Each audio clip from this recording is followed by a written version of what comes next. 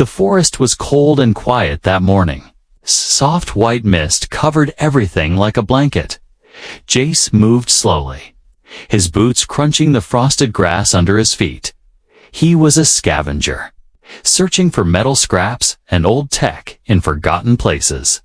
But today, something felt different. The air smelled strange, like burnt wires and ash. He followed the smell deeper into the trees. Then, through the thick mist, he saw it, a broken alien shuttle. Half buried in the mud, metal bent and smoking. It had crash-landed recently. Maybe just last night. Jace looked around carefully, hand on his old blaster. No movement, no signs of life.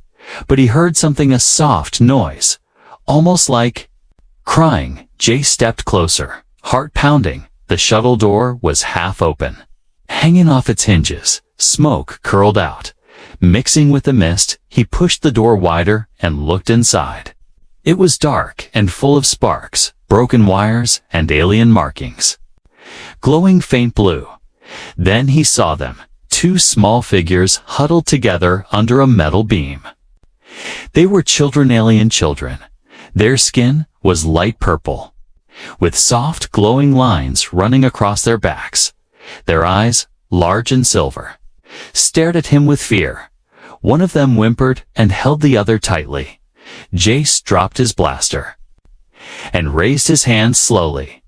"It's okay," he said gently. "I won't hurt you."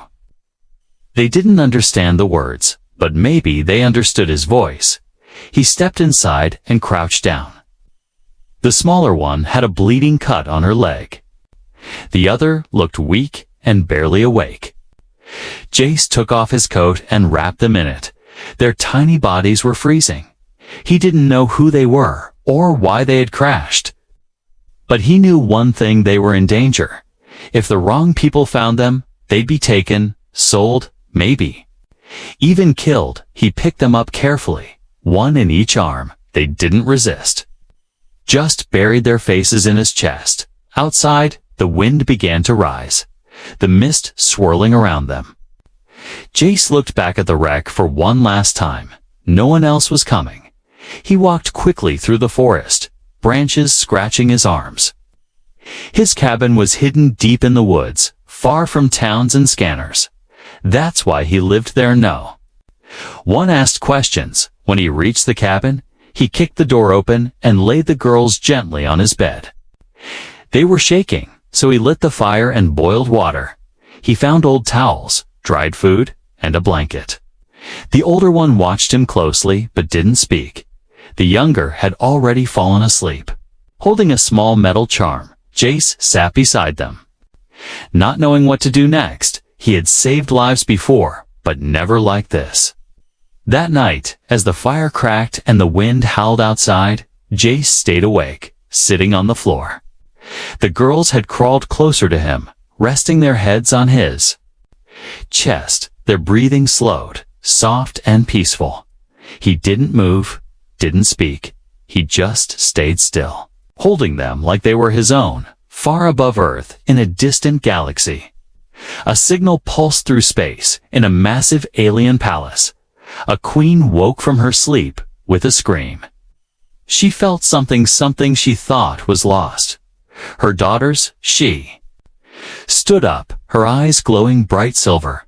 "Find them," she said to her guards. "Search every system." A tear rolled down her cheek. She didn't know where they were, but she felt a strange warmth in her chest. A small sign of hope. Her daughters were alive. And some human was holding them close. The next morning, the sun rose slow and dull behind thick gray clouds. Jace sat by the fire, his eyes heavy, but he had not slept. The two alien girls were still curled against his chest, wrapped in the old blanket. Their small bodies now warm, their skin glowing softly in the firelight. He touched the edge of the older one's hand, twitched, but didn't pull away. She opened her eyes, blinking slowly, silver and full of something Jace didn't understand: pain, fear, maybe confusion. She looked around the room, her gaze stopping at the window, then back at him. The other girl woke too, yawned like a kitten, and then sat up. Jace smiled gently, trying not to scare them. "I'm Jace," he said softly, pointing to himself. "Who man Jace?" The older girl looked at him, tilted her head, and then spoke a word. It sounded like Huja. She pointed to him and repeated, "Huya," he chuckled, nodding. "Okay, Huya, it is." She pointed to her little sister and said, "Nia." Then she touched her own chest. Tali, Tali, and Nia. Beautiful names, strange and soft on his tongue. Jace made breakfast from dried grain and powdered milk. The girls sniffed it suspiciously, but soon began to eat. Small bites at first, then bigger ones. They were starving, but still polite, even delicate after eating. Nia curled up in the corner and fell asleep again. Tali sat by the fire, drawing something in the ash with her finger. Jace leaned in too. "Watch." It was a tall figure with long hair and glowing eyes. Tail. I tapped the picture, then touched her heart veil, she whispered. Then she drew two smaller figures beside the tall one, and tapped them. Nia, Tali. Jace understood. That tall figure was their mother, and now she was far away. He sighed, realizing he had not found just two alien kids, he had found royalty. Princesses, maybe lost in the forest, trapped in a strange world. Later, Jace took them outside, only for a moment. They wore his oversized jackets, dragging behind their feet. He showed them the small stream nearby and taught them how to cup water in their hands. They laughed for the first time, soft musical giggles. Nia even splashed him. And Tali smiled shyly. That moment didn't last. A low humming sound passed overhead. Jace froze and looked up. 3 drones flew through the sky, scanning the trees. Government tech, modified with alien parts, military grade. Jace grabbed the girls and rushed them back into the cabin. Closing every window flap, he sat them down and whispered, "No sound, no light." He didn't know if they understood, but they went quiet, hiding under the bed. Jace turned off the fire and pulled his old shotgun from the closet. His heart beat faster now, not just for himself, but for them. He looked at the girls again, their eyes wide but trusting. He had become their protector, whether he liked it or not. That night, he taught them more words, using objects: cup, blanket, fire, Jace. Tali was quick to learn. Nia just liked making funny sounds. Jace laughed quietly. It had been years since he'd laughed like that. Before bed, Tali pointed to the sky outside the window. She whispered a song in her language, slow and sad. Jace didn't understand the words, but he felt them, deep in his chest.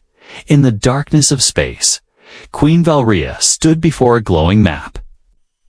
Her hands trembled as she looked at the last signal from the crashed shuttle. It had come from a planet called Earth, a primitive world with unstable alliances. Her advisors warned her not to go, but she raised her head, her silver crown glowing. "My daughters are there," she said, voice steady. "I will find them, on Earth, deep in the forest." Jace lay awake again. The girls were asleep beside him, warm, peaceful, safe. He stared at the ceiling, wondering how long he could keep them hidden. He didn't know what the future would bring. But one thing was clear. These girls had changed everything. The world thought he was just a scavenger, but now he was the man with alien children sleeping in his arms. And someone somewhere was watching the skies, coming closer. Queen Valrea stood at the center of the starlit chamber. Her long silver gown flowed like water across the crystal floor. Her crown glowed softly with ancient symbols, but her face was pale. She had not eaten in days, nor rested, not since the shuttle crash. Her daughters were gone, The search teams had found only debris in a dead forest on the edge of a blue planet Earth. She had screamed when the news came. The strongest telepaths had tried to calm her, but nothing worked until something pulsed across the deep space network, a faint spark. A telepathic signature from both daughters, weak but alive, the moment she felt them. Queen Valrea dropped to her knees, tears flowing down her silver cheeks. She clutched her chest, whispering their names, Tali, Naya, my stars, my light. Her guards panicked, not used to seeing their queen so broken. The High Commander knelt beside her. They are alive, he asked, voice trembling. She nodded slowly. I felt them. Someone is shielding them, keeping them warm. She stood, her voice turning cold and royal again. Prepare the royal ship. We go to Earth, back on Earth. Jace woke to a strange buzz in the air. It was still dark outside, but something had changed. The forest was too quiet, no birds, no wind, just silence. He stepped outside the cabin, shotgun in hand, eyes scanning the treetops. A strange mist floated over the ground, thick and moving like it had a mind of its own.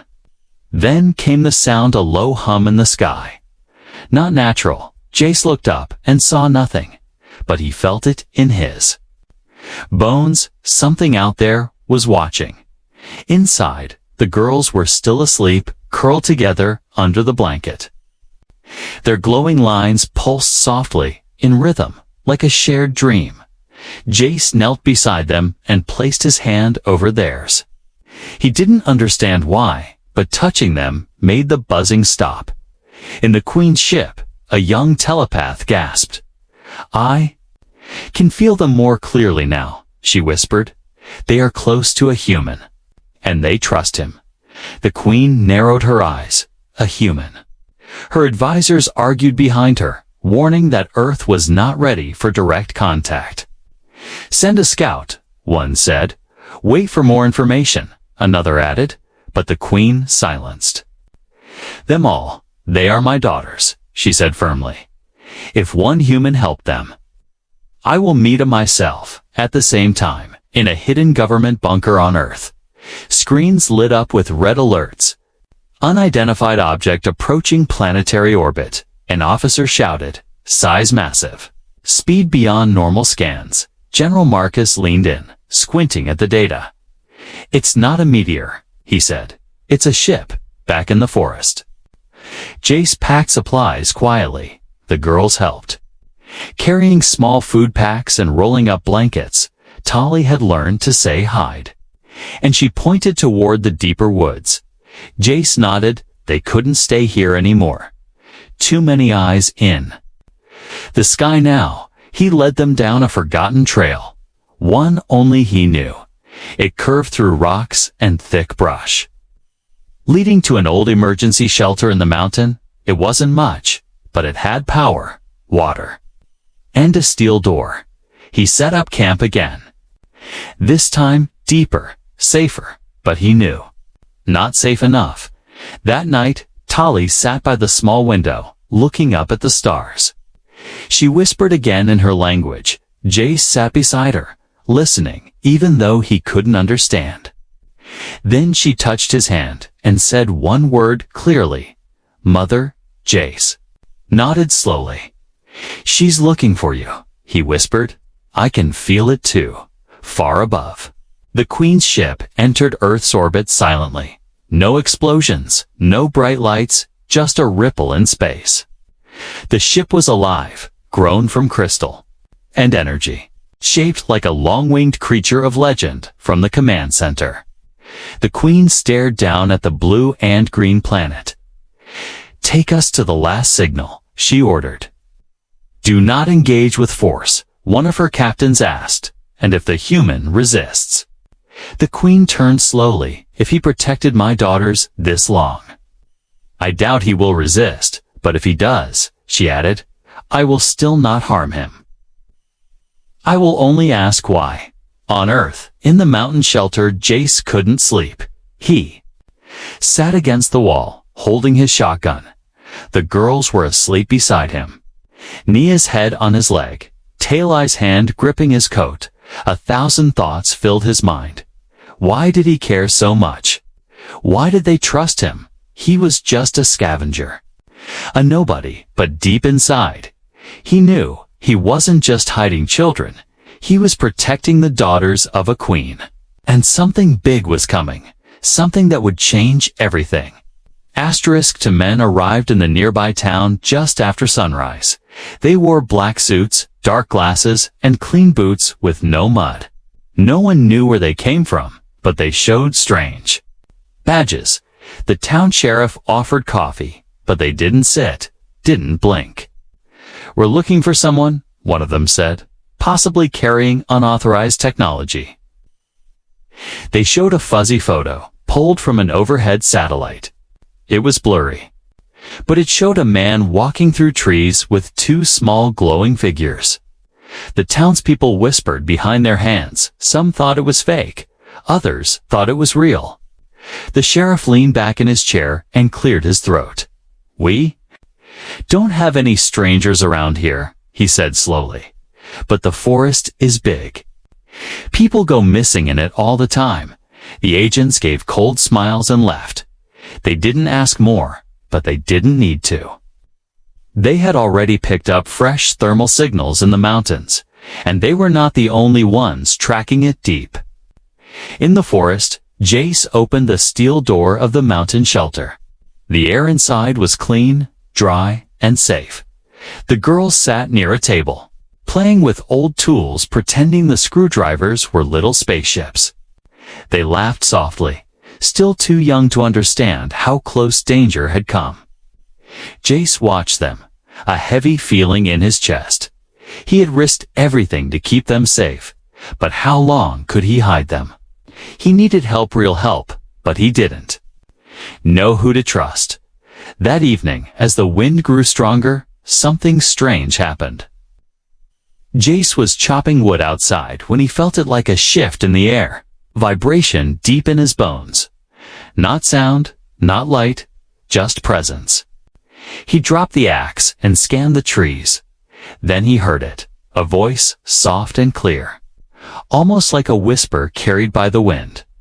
"We mean no harm." Jace grabbed his shotgun and turned fast.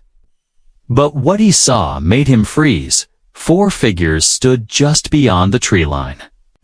Tall, graceful, glowing with faint violet light. They looked like women, but not human. Their hair floated as if underwater, and their eyes had no pupils. Just shining rings of color. One stepped forward, her arms raised in peace. "We are seekers," she said in broken English. "We come for the Queen's children." Jace narrowed his eyes. "Not lowering the weapon, you mean Tali and Nia?" She nodded. "They are wanted by many. But we come to return them." Jace didn't trust them. Not yet. Something in their movements was too smooth, too perfect, like trained actors, not family. Tali suddenly stepped out of the shelter, hearing her name. She looked at the glowing women and froze. One of them smiled and spoke in her native tongue. Tali took a step forward, then stopped, her eyes wide. She ran back to Jace and grabbed his leg, shaking her head. "Not Mama," she whispered. "Not Mama." The lead seeker's smile vanished. She looked at Jace coldly now. "You are interfering," she said. "These children are not yours." Jace stood firm. "They're not yours either," he said. "And they don't want to go with you." Suddenly, the forest air turned electric. One of the seekers raised her hand, and a strange energy formed in her palm. But before she could attack, a blinding light exploded from above. A sound like thunder cracked the sky, and a massive shadow covered the trees. The seekers looked up and screamed in their language, then disappeared into the woods like ghosts. Jace shielded the girls as a beam of light came down. A soft voice echoed from the beam. "We see you, human. Do not be afraid." The beam vanished as fast as it appeared, and silence returned. Jace looked at the girls, who clung to him tightly, their eyes wide, their hands shaking. He knelt and held them close. "It's okay," he whispered. "No one's taking you." That night, Jace blocked the door with heavy crates and stayed awake, holding his weapon. But nothing else came. No sounds, no seekers, no lights, only the soft breathing of the two small aliens curled against his chest, far above the clouds. The Queen's ship hovered silently. Her guards reported the Seeker attack. The Queen clenched her fists. "They dared threaten my daughters," she said, voice like ice. "Send the signal," she ordered. "Let Earth know I am here." The morning light cut through the mountain mist. Jace stood at the edge of the forest, shotgun on his back, eyes sharp and tired. The attack from the Seekers had changed everything. They weren't just hiding anymore. They were being hunted inside. The mountain shelter, Tali and Nia were quiet. They no longer played with tools or laughed by the fire. They sat close together. Watching the door, Jace gave them food. But they ate slowly, chewing with sad eyes. The safe feeling was fading, replaced by something colder: fear. Jace worked all day to strengthen their shelter. He set up tripwires using metal strings, rigged old cans to rattle if anyone stepped too close. He even reactivated an old solar-powered sensor he had found in a junkyard years ago. Every small noise made him pause. Every bird's cry or crack of a branch felt like a threat. That night, Tali woke up coughing. Her skin glowed too brightly. Her eyes were dry and burning. Nia cried quietly beside her. Not knowing what to do, Jace rushed to her side. Placing a cool cloth on her forehead, she was burning with a fever, and her breathing was shallow. Jace checked his supplies. He had no medicine left. The herbs he had were too weak for alien biology. He had only one option. He had to go into town. Risk everything, walk through scanners and security just to get antibiotics. He looked at Tali, her hand weak in his, and knew he had no choice. "I'll be back," he whispered to them. "Stay hidden. Stay quiet." He wrapped himself in an old cloak, covered his face, and took the back trails through the hills. It was a full day's walk to the edge of the nearest outpost, and when he arrived, he saw the difference right away. Posters of him were up: wanted. Human with alien children. The bounty offered more credits than he'd ever seen in his life. He kept his head down, entered the small medical shop. He gave a fake name, used stolen ID tags. The clerk barely looked at him as he paid for fever medicine, oxygen packs, and rehydration vials. But as Jace turned to leave, he saw a man step out from the shadows. "Nice kids you got," the man said. Jace's heart sank. The man wore a black coat, and under it, Jace saw the corner of a plasma weapon. "I could turn you in. Or you could tell me where you're hiding them." Jace didn't answer. He dropped a small flash bomb he'd been saving for emergencies. The store filled with smoke, and he slipped into the crowd before anyone could stop him. He ran until his legs burned, through alleys, over fences. Back into the woods, back at the shelter, Tali's fever was rising. Nia held her hand, singing in her soft alien tongue.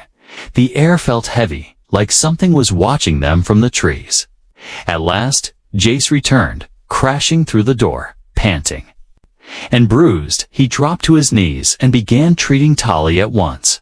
He poured the medicine into her mouth slowly, wiped her forehead, and gave her oxygen. Her breathing calmed, and the glow on her skin dimmed to a soft shimmer. Jace leaned back, exhausted, but relieved. She was still alive. He didn't sleep that night. Instead, he sat at the edge of the shelter, gun across his lap, and as the moon rose, he saw something in the sky. A massive, triangular shape. silent and dark. Floating above the trees, it had no engines. No lights, just a soft ripple in the stars behind it. It was the Queen's ship. She watched Earth from orbit, her hands clasped behind her back. Her daughters were alive, but surrounded by danger. The human had protected them this far, but others were closing in a council meeting aboard the ship. The generals spoke of war. Earth is hiding the royal heirs, one said. They must be punished, said another. But the Queen raised her hand, silencing them. One human saved what all of you failed to find, she said calmly. If he falls, we may lose my daughters forever. Back on Earth, Jace finally allowed himself to rest. Tali was sleeping peacefully now, head resting on Nia's shoulder. But something deep inside him knew this was only the beginning. The hunters had his scent. The bounty was growing, and in every shadow of the forest, new threats were waiting. He wasn't just a scavenger anymore.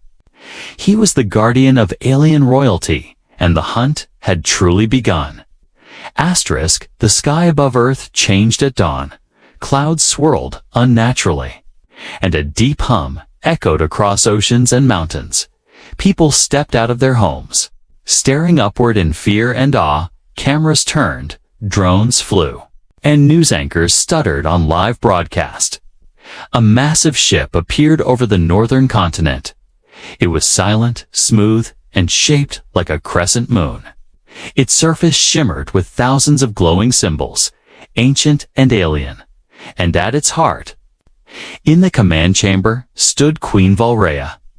Her silver robe flowed around her like stardust. Her expression was calm, but her eyes burned with determination. The planet below held her daughters, and she had come to get them back with or without Earth's permission. In the forest shelter, Jace heard the hum and knew what it meant. He rushed outside, staring up through the trees. The girls followed behind, eyes wide. Nia whispered, "Mama?" Tele's hand trembled in his. Suddenly, his comm device buzzed. He had rigged it to intercept open frequencies, but he had never expected this. "This is Queen Valrea of the Starborn houses." The voice said, "I come for my daughters. I will not bring war unless war is offered." The world froze. Earth's government scrambled, unsure how to respond. But the Queen did not wait. She gave her order, and a smaller vessel detached from the mother ship. It glided down like a falling star, landing just outside the forest. Its doors opened with a soft hiss, and she stepped out alone. No guards, no weapons. Just a mother in search of her children. The earth shook gently as she walked. Her feet didn't even touch the ground. Birds grew silent. Trees bent slightly. Toward her, as if recognizing royalty, Jace stepped out into the clearing. Holding both girls close, he didn't run, didn't hide. Tali and Nia were calm, but their breathing was fast. They stared at the figure, glowing at the edge of the trees. And then, they ran, "Mama." They cried in unison. The Queen fell to her knees, arms open, tears already falling from her eyes. She caught them both and held them close, weeping openly. "My stars, my babies." She whispered in her native tongue, "You're safe." She held them for what felt like hours, rocking them gently, then slowly. She looked up at the man still standing there, Jay's mud on his boots, gun slung across his back. Eyes unsure, the Queen rose, her daughter still holding her hands. She walked toward him, everyone watching from orbit. From military satellites, from deep space relays held their breath. What would she do? Would she punish him? Take the girls and leave instead? The Queen bowed, a full bow from the waist, head low, to a human, to Jace. "You protected what is most precious to me," she said quietly. "You risked your life when others would have turned away." I owe you a debt that cannot be repaid, Jace. Blinked, unsure how to respond. He lowered his shotgun, looked at the girls, then back at her. I just didn't want them to die, he said, voice rough. I didn't know who they were. I just knew they were scared. The Queen smiled faintly. That was enough. Behind her, more small ships arrived, filled with healers, advisors, and guards. But she waved them away. This moment is mine, she said. A communicator buzzed on her wrist. One of her generals spoke. Your Highness? The Earth leaders wish to speak. They are sending weapons to intercept. The Queen did not even look at it. Tell them I have what I came for, she replied. I will leave once I've spoken with the human. She turned back to Jace. Do you wish to return to your old life? She asked gently. Or come with us, where you will be honored, protected, and forever part of our story. Jace looked down at Tali and Nia, who still held his sleeves. They weren't crying anymore. Just watching him, trusting him, he thought about the empty cabin, the lonely forest, the running, the hiding. Then he thought about what it felt like to have someone hold your hand and not be afraid. He nodded slowly. I'll go. The Queen smiled. A royal healer approached and gently touched Jace's arm. You are hurt, he said. We will take care of you. As they walked toward the ship, Tali reached up and placed her small glowing hand in his. Nia giggled and tugged at his coat. The Queen watched them and whispered to herself, the man who made a queen bow. Above them, the sky was still and wide. The ship rose slowly, carrying them toward the stars, and the Earth watched as history changed, not through war, but through kindness and the courage of one human man who chose to protect two lost alien daughters. The stars above were brighter than Jace had ever seen. He stood at the edge of a glowing platform inside the royal starship. It wasn't made of metal like Earth's ships. This vessel pulsed with light, as if it was alive. Walls shimmered like liquid glass, and air smelled faintly of flowers and starlight. Tali and Nia ran ahead, giggling as they explored the wide corridors. They were safe now, clean, dressed in soft robes that sparkled under the lights. They laughed as they chased floating lights that danced like tiny stars. Jace followed behind, his heart still trying to catch up with everything that had happened. He had gone from a lonely scavenger hiding in the woods to someone important, someone remembered, someone called protector of the royal heirs. In the grand hall of the palace ship, the Queen sat on her throne. She looked stronger, now calmer, but her eyes never left her daughters. Guards stood tall around her, and nobles whispered as Jace entered. But no one laughed, no one mocked. They all stepped aside, bowing slightly. Jace didn't care for titles or attention. He only looked for the girls, and when they saw him, they ran into his arms like they always had, as if he was still their shelter in the forest. The Queen stepped down from her throne and approached. She held a small glowing orb in her hands. This is our gift stone, she said softly. It holds memories, honor, and legacy. She handed it to Jace, and when he touched it, images filled his mind of star systems, ancient battles, royal oaths, and gentle songs. Then, a memory of himself, holding the girls by the fire, protecting them in the cave. It was now part of their history, part of their legend. You are now a guardian of our house, the Queen said.